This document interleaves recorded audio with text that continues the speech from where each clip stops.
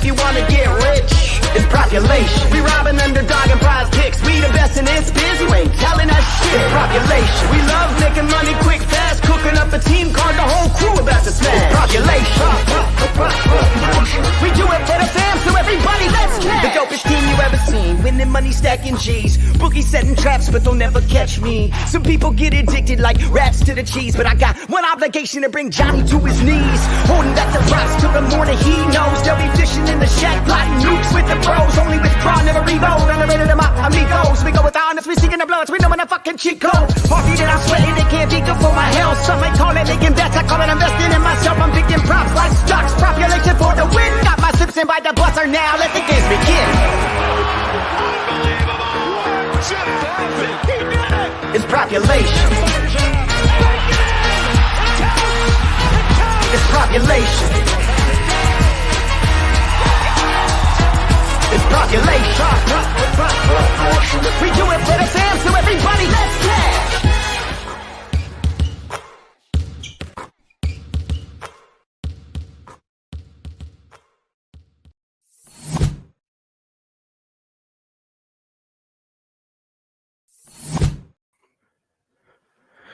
What is up, guys? It is Thursday, October 27th. We got a much smaller slate today than yesterday. Got a 4-game slate.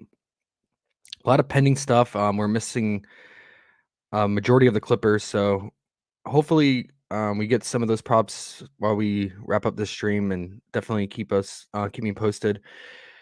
We try to get Tito on here, and he got caught up with some stuff, so definitely get the crew back together next week. And Eric is out of town for the next week and a half or so. But he'll be back. But we'll just get through this together quickly, kind of like we did yesterday. Just brainstorm session, and it's only 4 games, so should get through it okay. And we have an extra 30 minutes for lock because the first game is at 7:30 Eastern today. So yeah, I mean, last night actually turned out pretty good, except the main blemish was Vooch getting completely dampered by Levine's spike game. And, you know, he always with the Bulls, that's why I tend not to bet on the Bulls, but it's just so hard not to when bigs are going against the Pacers, especially bigs like Vooch who can score. Pacers and Hornets, you always want to attack with bigs. But, you know, with Levine, DeRozan, and Vooch, when they're all healthy and playing together, there's always that range of outcome where one of them is going to have a spike game and completely kill the props for the other. Obviously, you know, the main rule, only time I really target Bulls outside of a favorable matchup is if one of them is out, especially Levine. When Levine is out, it's a huge boost to Vooch. But Vooch got his first half fantasy done. That was one of our key targets besides his other props. But yeah, overall, it's a pretty solid night. I think this one, as always, being a 4-game slate, we're going to have price bumps constantly and throughout the day, and we've seen that. Lines are constantly moving, so it's going to be hard to navigate through. And like I said, we're missing a lot of props, particularly for the Clippers. So we got to see if Paul George is actually going to play like reports have been saying. Multiple reports have said he's on track to play, returning from his illness. So we got to look out for that. Definitely let me know in chat if that news drops, because I won't be tracking the news as we're going through this. But yeah, we might not get it till late because I think that's one of the late night games. But yeah, let's start with the first game. We got the 7:30 p.m. Eastern, Mavs at Nets, 227.5 total. So it's really healthy total. And it's opened at a 1.5 spread. So also a really nice spread. Nets are on a back-to-back, though. At least they're playing at home. But, yeah, they're coming off a disappointing loss to the Bucks. You know, it looked like it was going to be a good game, stay close, and then the Bucks just pulled away. And now the Nets are, 1-3? Now, this is an out-of-conference game, so a little less weight to it. But still, I mean, they gotta pick up a win here to pick up confidence and get the ball rolling. And, yeah, it would be hard to fall 1-4. So definitely some motivation there. But I just always hate when you have teams on a back-to-back, especially after a physical battle like they had with the Bucks. So Now they get the Mavs. They get Luka coming into town, the hot Luka. Yeah, Luka and Ja, and then even Donovan Mitchell for that little stint, and Dame, all have just been tearing the league up. But yeah, you can see anytime a player can have one of those down games, and you saw that with Donovan Mitchell, in terms of scoring.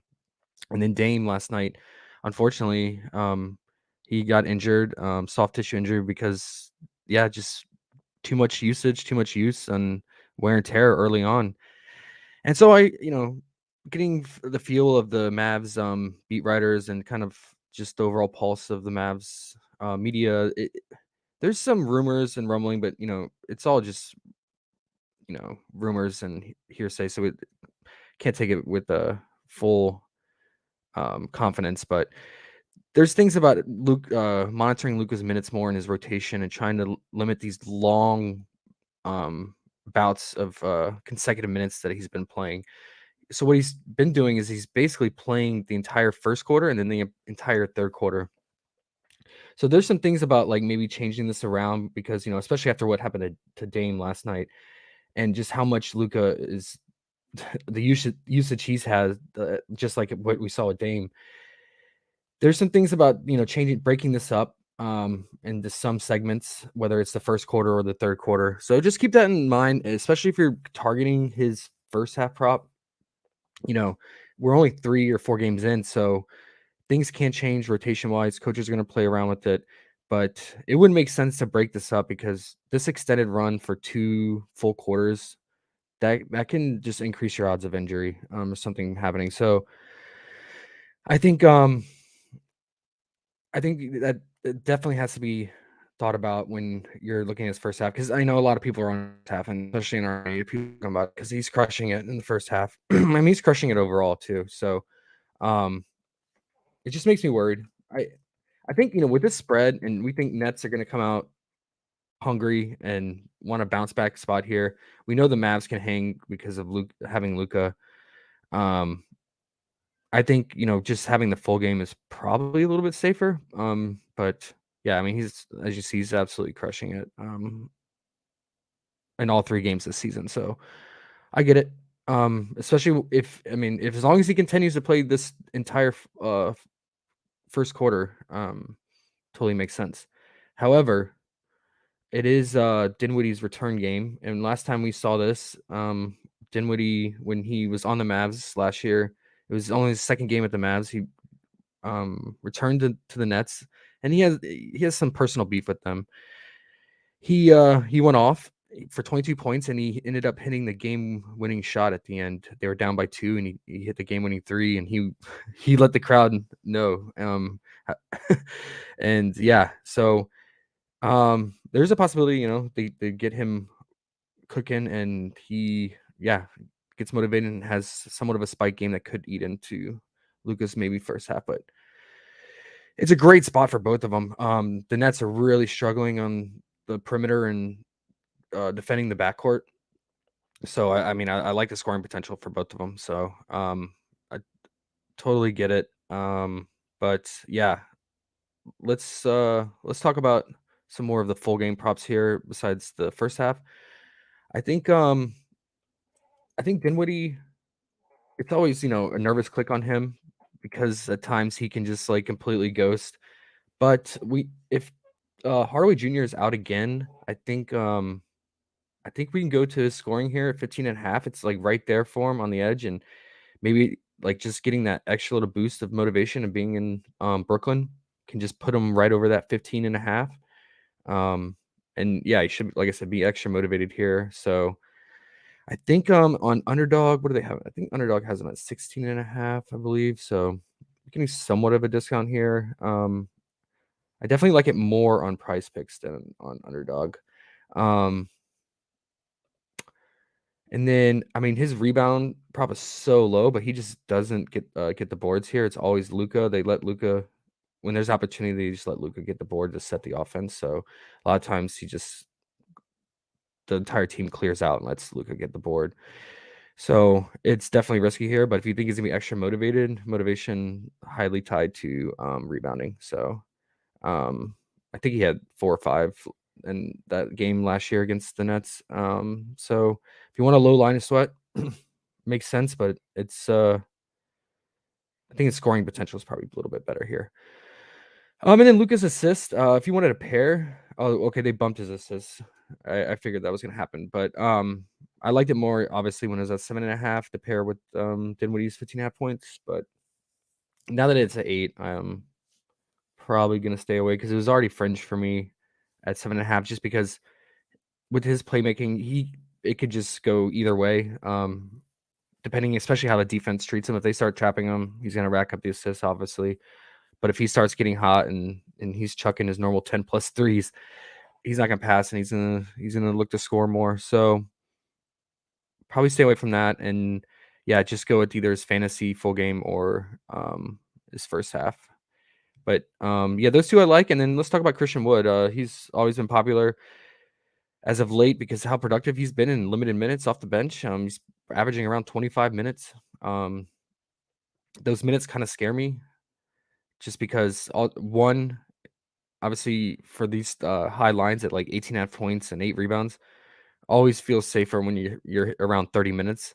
And then 2, it's Christian Wood, and I always say you never know what you're gonna get with him because he can come out completely unmotivated in a game. We've seen it time and time again. So it's always a nervous click for me, but his potential is so high. And this is a great spot for him. So I think he's at 19.5. I think he opened at 19.5 in most books and Underdog as well. Let's see. Okay, it looks like there's gonna be a change here. Let me refresh.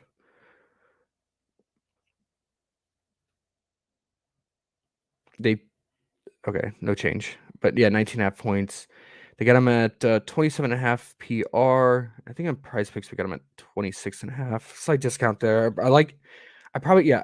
If I was gonna play Wood, I would play him more on Prize Picks than on Underdog, just due to the discount. And I think that I know it's only a slight discount of like 1 for each of these lines, but that can really make a difference for a player who's only going 25 minutes.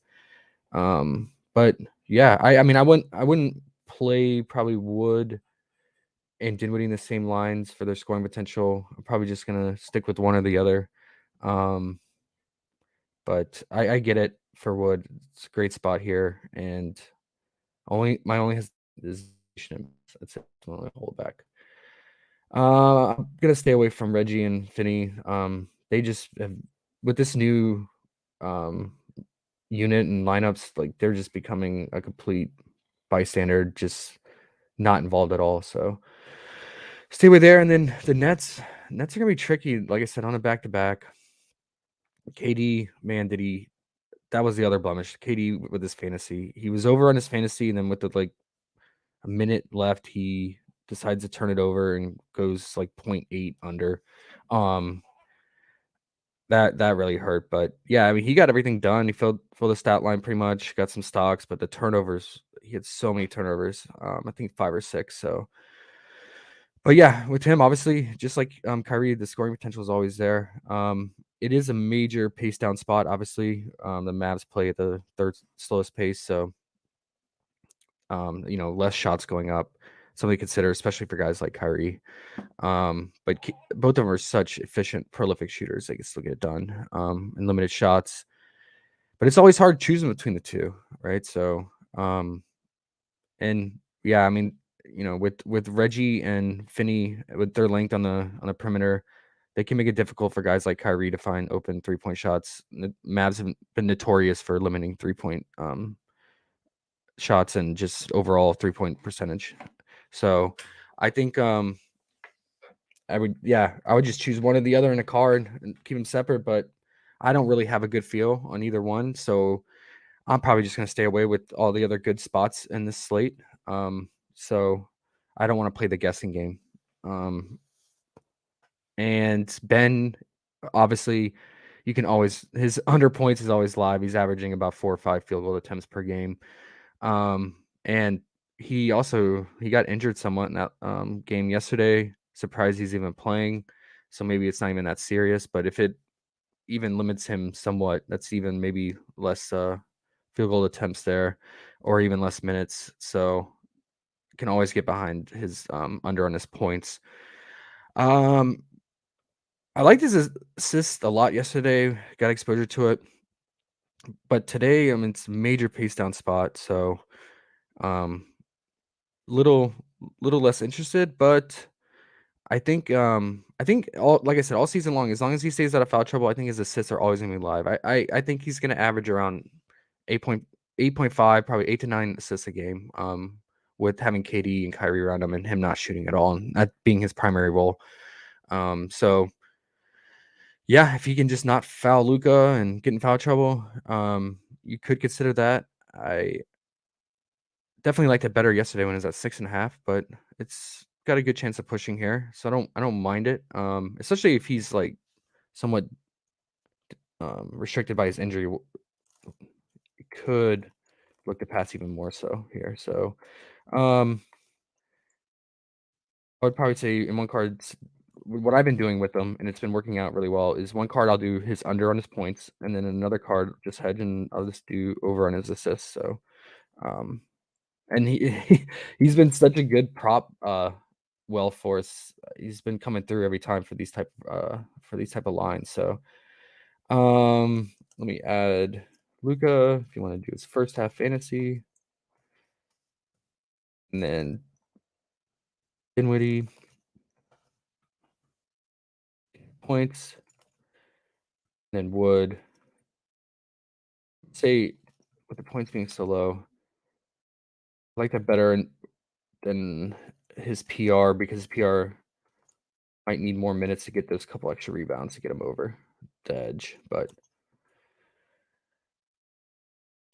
am I missing anything? I would have Lucas assist here, but it got bumped. So I'm gonna get off that. Yeah. Let's see what you guys got anything on that. Hey, what up, Steve? What up, Mighty Saint? Flo and Jamolin, and Jay and Roy. What up, guys? What up, Corey? Devin? Jay Smooth, what up, guys? Yeah, if you guys have any questions or have any plays that you guys are on that we might miss here, just throw them out there. Go over them. But it's kind of where I stand on this this game. I mean, it's setting up to be a really nice game, right? Because I mean, 227 total with the 1.5 spread. It's just a lot of unknowns with the Nets being on the back-to-back and choosing between Kyrie and KD in this match in this very slow-paced matchup. So that's the only thing really holding back stack it. But it has potential if to be a shootout if Luka and Dinwiddie go off and Wood and then Kyrie and KD do their usual thing. So but yeah, let's move. Oh, okay. So the Clippers game is the second game. So we should get that news soon then on Paul George. So Kawhi was already ruled out. Marcus Morris was ruled out. So what we're mainly waiting on then is the Paul George news. So I wonder if they do Paul George and do they do I mean, Tyson starting Batum, but I don't know if he would start Batum with Paul George. He might. Yeah, I guess this would be a tentative lineup here. Clippers, last I looked, are 6.5 point favorites, and I'm sure this line will change once we get Paul George news. I haven't found the total yet because I think Vegas is still waiting on that news. Obviously, this is a return game to OKC for Paul George. He gets up for this rematch, and especially with Kawhi out and Marcus Morris out, this is gonna be full go for him to have a big game here. Let's just make sure. I don't know the severity of the illness he had. If he is going to play, let's make sure we get news on if there's any minute restriction or anything like that. But if he's a full go, I mean, this is a amazing spot for him against OKC and having those guys out and having full reign of this offense here because Norman Powell has really been struggling start of the season. And Reggie's just doing his usual thing, just playmaking and scoring here and there. But having Marcus Morris out, that's a guy with a high shot volume, especially from three, and then not having to worry about Kawhi having overlap minutes with Paul George. So that increases PG's rebound potential, his assist potential, and obviously his scoring. So let's see what his fantasy is. I think that's probably going to be the most ideal because we know he can rack up stocks, and SGA will turn it over at a very high rate. So probably fantasy would be primary number one. And then if it's not too high, I assume it's going to be around 45, 46. So if it's around there, consider it. Then all the secondary props you can stagger as well, including his points and his rebound. So let's keep an eye out for that. And then Zubac crushed the glass to no surprise that most recent game because these teams played recently. I think he had 13 rebounds or something like that. If Paul George plays, it could hurt his rebound potential a little bit because this is a really high line for him at 11.5. So I would say if Paul George is out, I'm all for it again, going the over. If Paul George is in, I'm probably just going to stay away. And what else for Zubac? I don't think they give us a first half fantasy. I think we just got PRA in points. Yeah. I think it's a wait and see on Zubac, pending Paul George news. So, can't make any calls yet without that. So let's wait on that. But I love Paul George if he plays and it's a full go. And then on the other side, I love SGA. We saw what he did, got his revenge in the most recent game. He's gonna do it again. And we've seen time again when he's out there without Giddey and he's like the only guy, he gets it done. Saw it all last season. And you got the extra motivation here against the Clippers again. I think that his points are still alive, even though it's juiced to 27.5. We've seen without Giddey, he can easily, get 28 to 32 points here. So I really like that. You could consider his PRA because he does rack up the boards and assists, but I don't want to depend on these other guys around him to make their shots for his assist potential. Like Trey Mann had a spike game. He had 25 points, but Trey Mann is a streaky shooter and he can go cold anytime. So I probably just want to just straight up trust SGA for his scoring because that's what he is best at. He is a bucket getter. So really like it. I really like stacking him with Paul George. It's probably one of my favorite stacks tonight if Paul George is just actually good to go. And then that's it. I'm not touching in these other OKC guys. Too volatile in my opinion. We haven't seen enough of them with Giddey out. So yeah. So yeah, let's move on to the two late night hammer games that start at 10 p.m. Eastern. So let's start with the Memphis at Kings. This is a great matchup. Very fast pace with the Kings being, I think, top 3 in pace, and Grizzlies are, traditionally really high in pace, but for the first 3 games, I think they're average right now in the middle. But it's only a 4-point spread in favor of Memphis on the road in Sacramento, and it's a massive total of 237. You gotta love this. I feel like every Kings, Rockets games, all those are always have these really high totals because of the pace and bad defense. So Ja, like I said, he's doing his thing. We said it after game 1 of the season. You could just tell, and even after the last preseason game, you could tell he really wants MVP. Like hands down, he has it determined and highly motivated. So he is just stat padding and racking up the stats here, and you couldn't ask for a better matchup. So obviously all his props are live, but all of them are juiced, rightfully so. Especially his points here. The only thing that could really, I feel like, hold him back is one, I mean, obviously a blowout and just lose 9 minutes, but 2 would be just having Dylan Brooks back in the mix and just taking away shot volume, or Bane just goes nuclear and Ja just doesn't get the shots up. But actually last game we saw Bane go nuclear and Ja still get it done scoring wise, right? So just shows you Brooklyn's defense as well, that backcourt defense. I think Bane, what did he have? Like 30 plus points, 38 points. That's crazy. And Jaw had 38 exactly as well. So they can coexist, but the wild card is Dylan. Even if he's missing, he's still gonna put up 15 to 18 shots. And if he's making them, then he's gonna even take even more. So I yeah, I loved it when he was injured and or out because um Jaw's fantasy point per minute just skyrockets, like way above 1.5 fantasy point per minute. But hopefully Jaw just keeps ball hogging and chucking, taking what 25 shots a game or something like that. So I think you can go with his points. Definitely live here. If you're worried about blowout, I don't mind his first half fantasy. One thing I want to point out is that Concher, I don't know if we got news yet. John Concher was questionable, downgraded last night. If he's out, that's actually a pretty big deal. So that's going to really secure increased minutes for Bane, even probably for Jaw too, especially in the first half.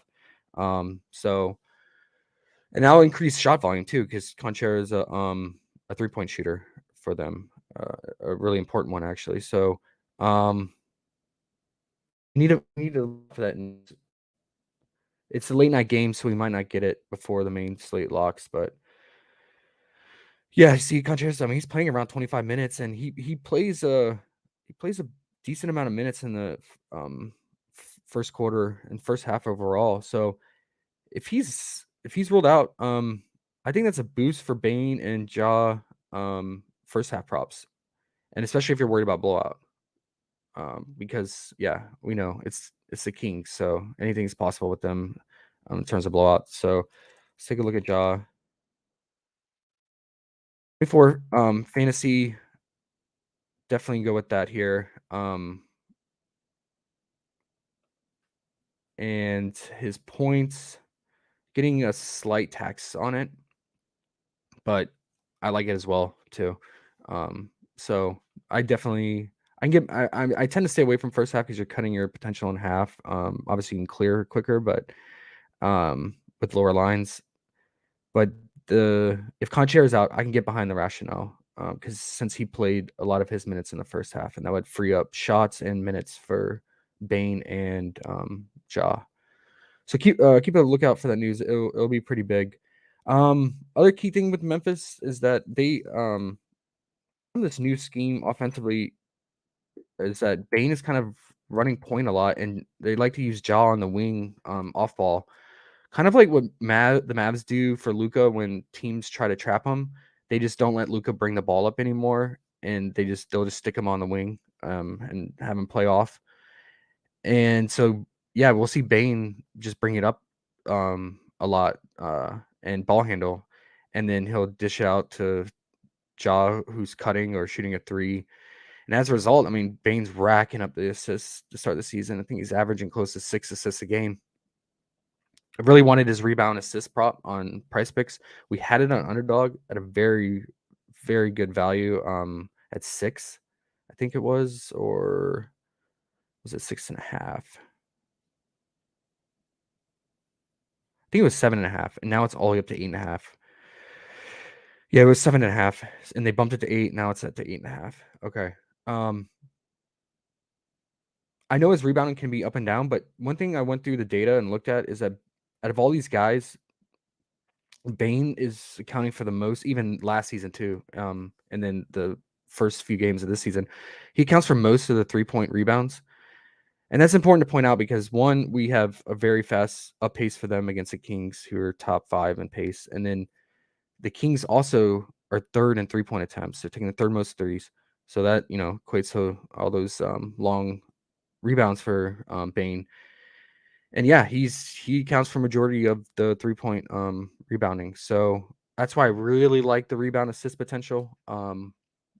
Because one, like I said, he's ball handling and bringing it up more and dishing it out, and then two, the 3-point rebound potential here. But I don't think we have it on Price Picks still. So you could consider his PRA as well. But if you're gonna do that, I mean, could just go with the scoring potential here. Because his scoring potential is really sky high, especially if Conchair is out. So I'm gonna say, at least on Prize Picks, let's see, Bane's 10 points and then his PRA, and then Jaw. Worried about blowout, and you want to take advantage of this first half. Let's see, his first half fantasy or his first half 15 points, or just go with his full game scoring potential here. It's a great spot for him. Okay, and then Steven Adams and Dylan Brooks. Probably I'm staying away. Sabonis can eat up so much boards and take away from Adams here, which he really needs if you want to take his fantasy. And yeah, his scoring is always so volatile. It's usually offensive rebound putbacks because when he gets the ball, he's just looking to pass it off. And then the other one, lastly, you could Bane's under on his points is always live because he is just a totally inefficient black hole chucker.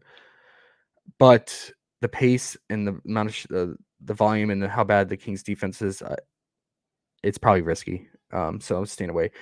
But Santi, I can get behind his fantasy score. That's all we have for him. I think it's very favorable in this matchup. He should rack up boards here with all the shots going up, which he's really good at. There's especially with the pace, there's stock potential here.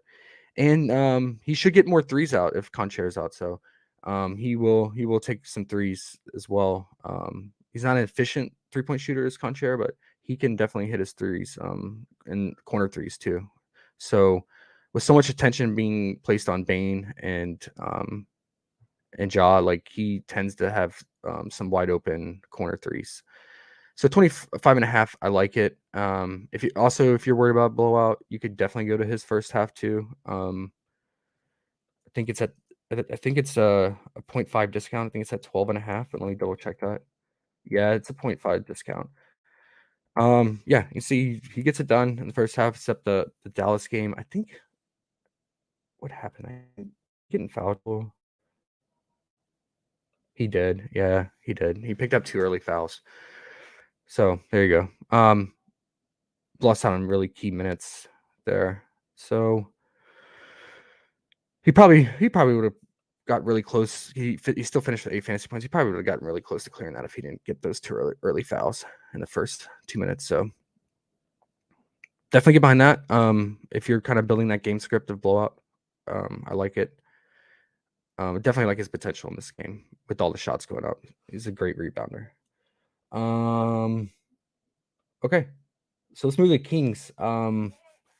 This one's the Kings. I want exposure because of the pace and total, but this one to me, in my opinion, was hardest to break down and figure out because of Keegan Murray now in the mix, and not only in the mix, but he's starting now. So he's played the last 2 games, but off the bench.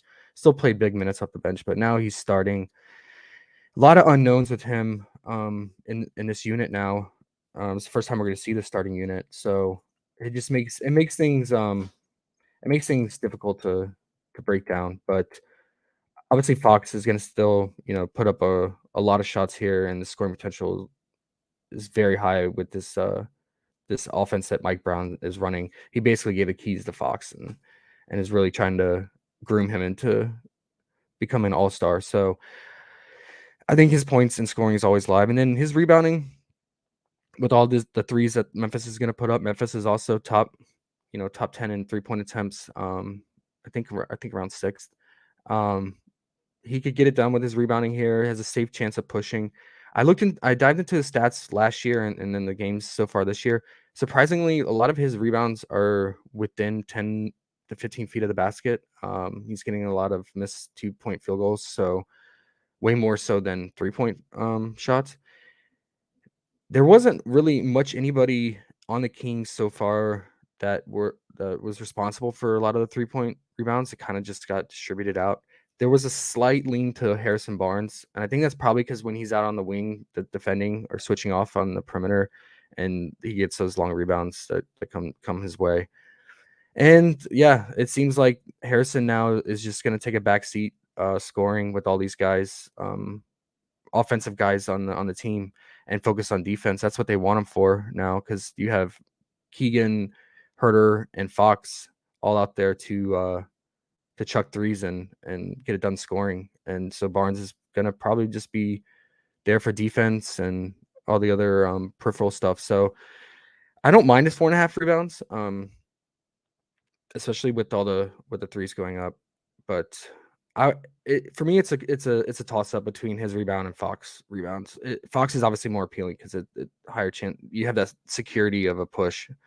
But I think the overall potential is higher probably for Barnes. So something to keep in mind. And then Herter just looked really good in this unit. Now it's going to change, with Keegan being in the mix, but so far from all the games I've watched for the Kings, he seems to be a great fit. The pace they like to push, and being out there for the kick out for the three, he's an efficient 3-point shooter, and he's getting it done with playmaking too. He's getting 4 or 5 assists just because of all the scoring done by Sabonis and Fox and now Keegan. So if you wanted, I think his PRA would make sense. Because he should, gets a few boards. Although I look at his rebounds lately, and they're just random rebounds that fall into his lap. It's nothing like a pattern or anything like that. So I thought about it, but I went and looked at film for all the games this season so far, and it's random. But the PRA, just because he's racking up 4, 5 assists, throwing a couple of rebounds, if you need to get over. If he's sitting at 10 or 11 points, you need to get over the hump, maybe the PRA as a hedge. But I think just with guys like Herter, just go with his points if you're feeling good about him. The straight up 11.5 points. He's taking still, even with Keegan playing in the last 2 games, he's taking still 10 to 14 shots a game. So he's becoming a key part of the offense, and I think he's a good fit. And then Sabonis. Okay, they bumped his assist finally. Yeah, I was sitting at 4.5 for the longest time in Prize Picks, but it was getting smashed over in the books. And then I know Underdog had him at 5, opened him at 5 as well. We always know Sabonis has the playmaking ability, and especially guys now like Keegan and Fox and Herter sitting on the perimeter for the 3-point shooting, for the kickouts and the pick and roll action. You can definitely get it done. 5, I don't feel great about it. So I liked it obviously much better at 4.5. I'm probably just gonna stay away from that. And then outside of that, I mean, now with Keegan in the mix, he was already not scoring that much, although he did clear the last game with Keegan playing, but that's because it's the Warriors, and the Warriors cannot stop points in the paint whatsoever. So I'm just gonna sit on this altogether. Yeah. And that's it. So yeah, I like I like a lot of the rebound potential here. I think I forgot to mention Fox has really improved his 3-point shooting this season, but we just don't know if maybe the 3-point shooting volume goes down with guys like Keegan out there taking 10 plus threes and Herter taking 6 to 8 threes. But definitely think it's in play here. Much lower line of sweat than the 26.5 points. Yeah, I would probably either play Fox rebound in one card and then Harrison Barnes rebound in the other, or something like that. And then you could definitely get to Herter for his scoring potential here.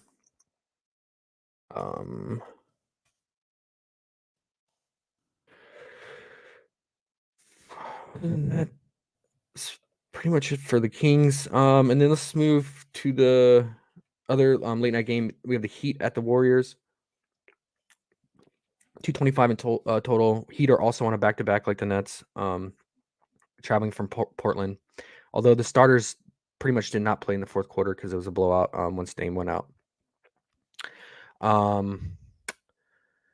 Yeah, so traditionally in the season, this is a prime spot to rest Lowry and Butler.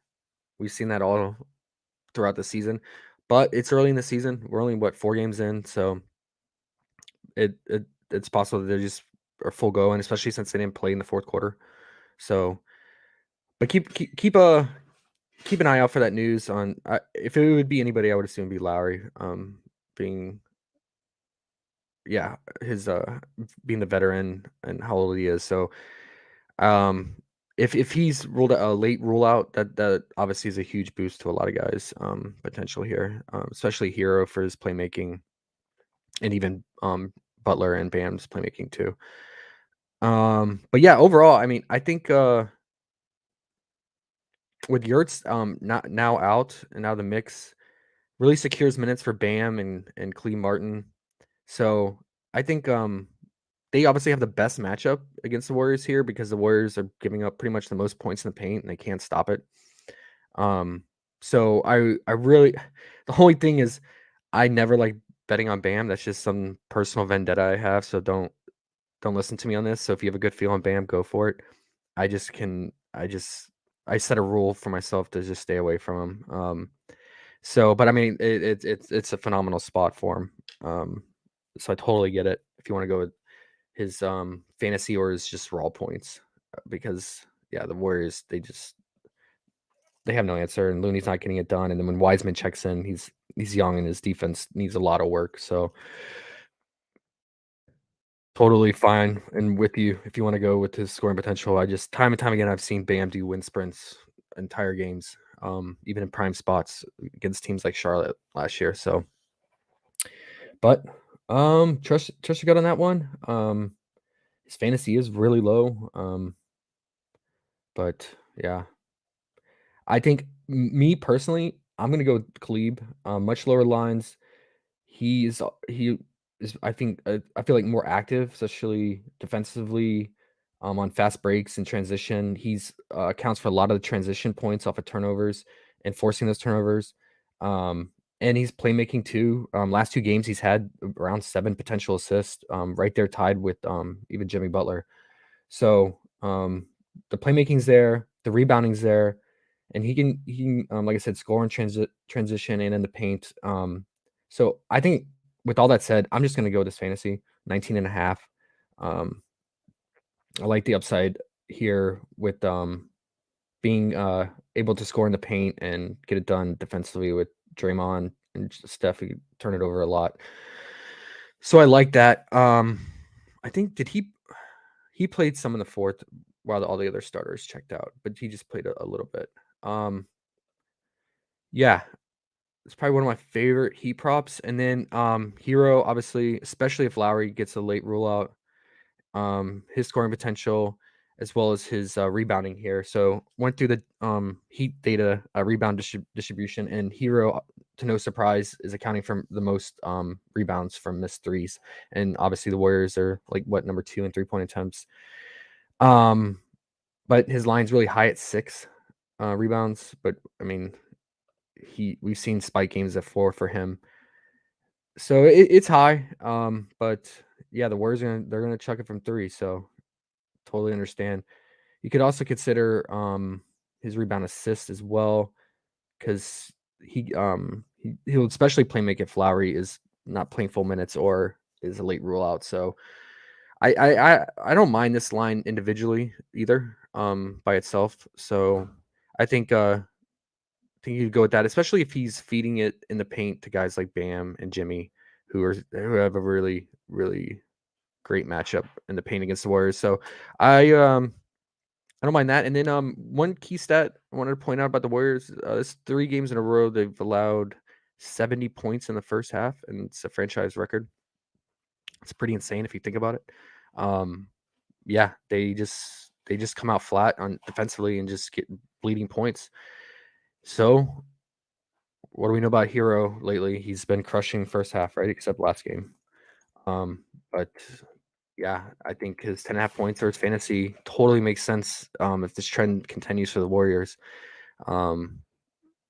This one I can get behind this. Just how efficient he's been in the first half and how bad defensively the Warriors have been. They've been the worst first half team and the worst first quarter team defensively in the league so far this season. So They definitely have broke records in the first quarter on that, allowing the most points and even just the first quarter, not just half. And I think Heroes playing pretty much majority of the first quarter in most games, 3/4 of it there.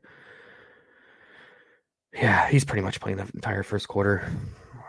Um, yeah, he should cook early with the way the Warriors have been playing. And I think I probably can't point a finger to a single reason why this is happening for the Warriors in the first half, but I think it's a multitude of things. I think it's one, Clay being not in game shape, Dre not being in game shape, trying to get back into things. And then when Poole checks in, he's very a bad defender on the perimeter. And then when Wiseman checks in, like I said, he cannot stop anything in the paint.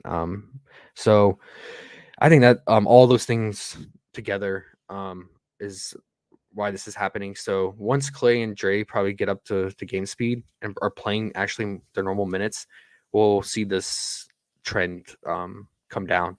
But if as things are right now, just keep riding that trend and load up on the first half against the Warriors right now, and couldn't ask for a better pairing with the way Hero's been playing. So I like that. So for me, give me Martin, give me Hero first half, and then those out there who are feeling risky, go with Bam's scoring potential here. On the Warriors side, I would say probably for me, Wiggins has been the most consistent, doing it all. So scoring, rebounding, racking up so many stocks, and the Heat have actually been turning it over at such a high rate. So maybe they try to work on cutting that down, but yeah, I think Wiggins fantasy always live with the current situation, like I said, with Draymond and Clay being limited still. So get behind that, and then I think I still like Poole's potential off the bench. Much tougher matchup here, but I think his assists, he's just been racking it up with Wiseman, like we talked about before. So I think I like that pairing still of him with his assist with Wiseman's 8.5 points. But his scoring potential is there. Could get behind that. And I think a lot of this is going to depend on Lowry. I want to make sure Lowry's actually going to play, which we haven't got any news. I assume so. And let's see, have they juiced anything? Dre at 5.5 assists is really low for him. I know he hasn't really cleared that, but that's because of his minutes. But if his minutes are ramping up, it's not a great matchup here. But 5.5 is just so low for a guy who that's all he's going to look to do, right? Yeah. Let me see what do the books have him at? Do they have him at 5.5 or 6 still? Because that just seems really low. That would be the only one I really consider for him. And then, like I said, I can get behind some Wiseman 8.5 points. I also noticed that Steve has been playing Wiseman a little bit more in the first half. So if you want to consider his first half points, could be in play. He's also been his most efficient then in that first half stint. I'll go check.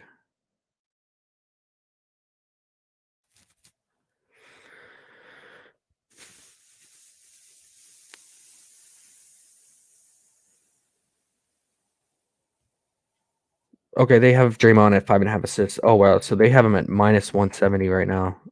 So usually when it gets above minus 150 on the odds, it'll get bumped by 0.5 in price picks. I'm surprised it hasn't been bumped yet. That's really high for it to not be. Okay. Oh yeah, back to real quick before we end here. Let me look at Wiseman's first half props. What are they? So is it just? I assume it's a tax, but 4.5 points. Yeah, I mean, like I said, he's definitely getting more run in the first half because a lot of times Steve is going to Looney in the fourth. And especially if it's close, he trusts Looney the most defensively. So Maybe that's a little bit more favorable than his full 8.5 point. Something to consider. Low line, 3 buckets. That's all you need. Okay.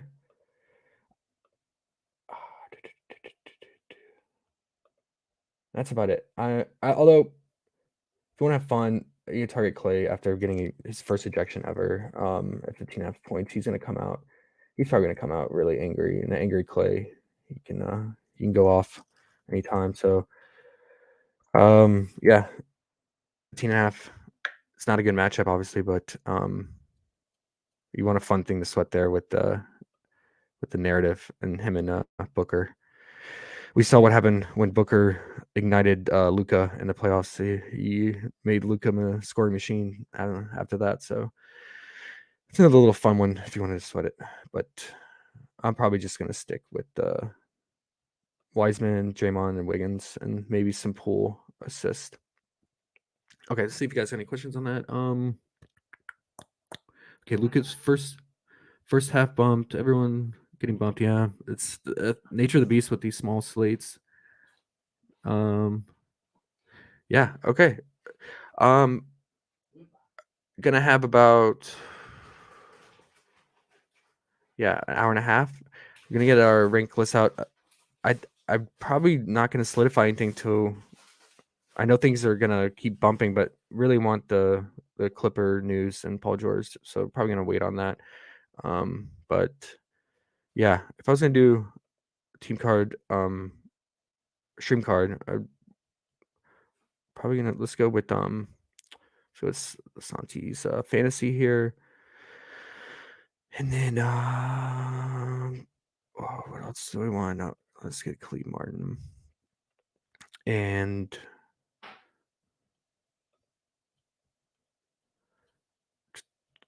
When did I want to throw in for a 4 pick here that I really liked?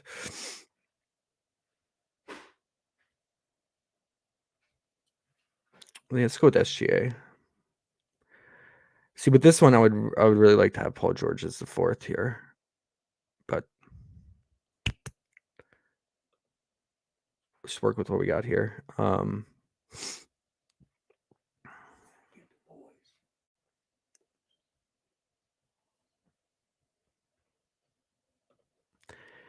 Let's see a Simmons prop here. But yeah, I want to wait for Paul George throwing this 4 pick. So if you wanted to hold off on this 3 and then wait for him, go with that. But for now, let's go with Wiseman. First half points here.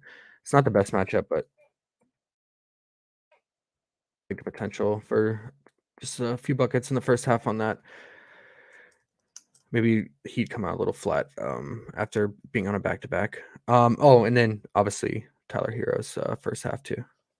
Throw that in there. Either scoring or either points or his fantasy. All right. Update